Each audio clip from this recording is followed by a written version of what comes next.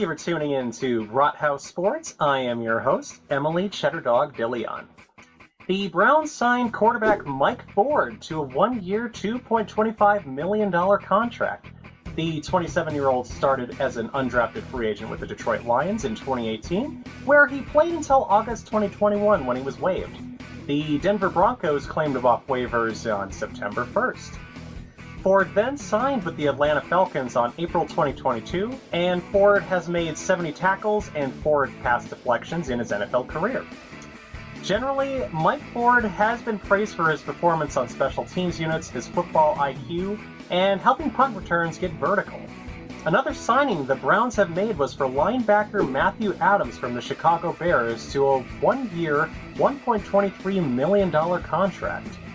Adams was a 7th-round pick for the Indianapolis Colts, where he was noted for a 2020 Week 12 game against the Titans that he was ejected for punching Nick Duzovnar.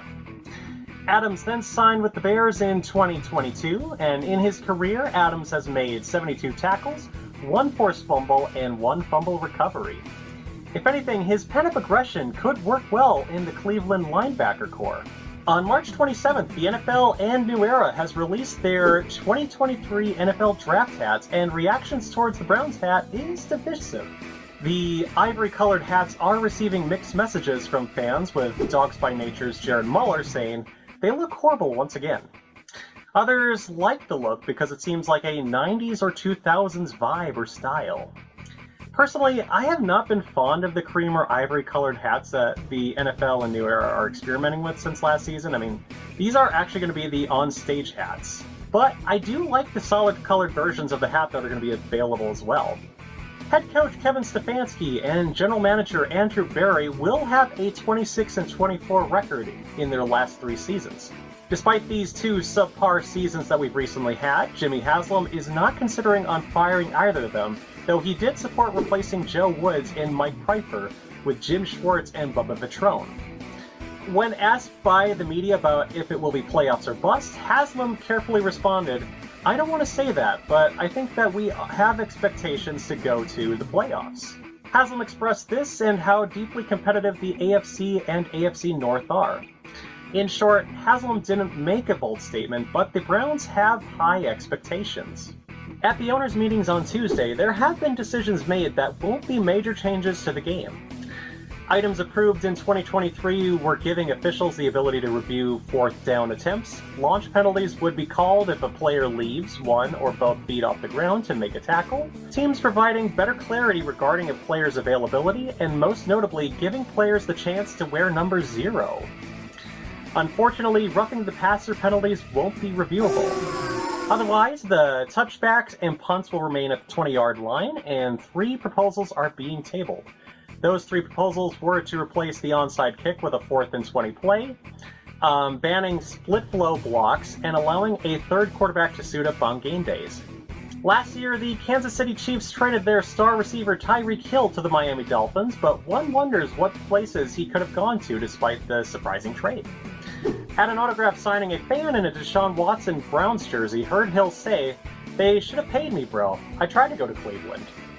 The Dolphins gave up a 1st, 2nd, and 2 4th-round picks in 2022, as well as a 2023 6th-round pick for Tyreek Hill in the trade that they did last year. This trade was finalized 1 week after the Browns signed Amari Cooper, only giving up a 5th-round pick last year.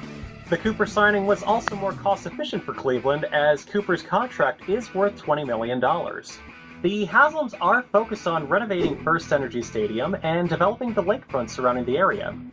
While the lease comes up in 2028, the Haslams like the location of First Energy and the room for development.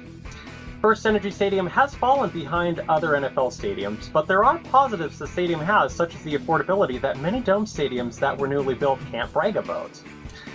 Stadiums guilty of not being affordable include the Dallas Cowboys and the Atlanta Falcons.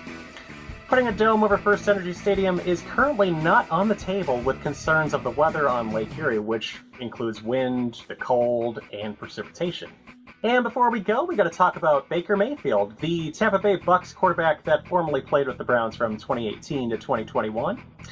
The Baltimore Ravens tried to bring the 2018 number 1 pick for Cleveland to meet with the team, with the Lamar Jackson situation still looming. Considering this, the Ravens have appeared desperate at the quarterback position and the strained relationship between Lamar and the organization.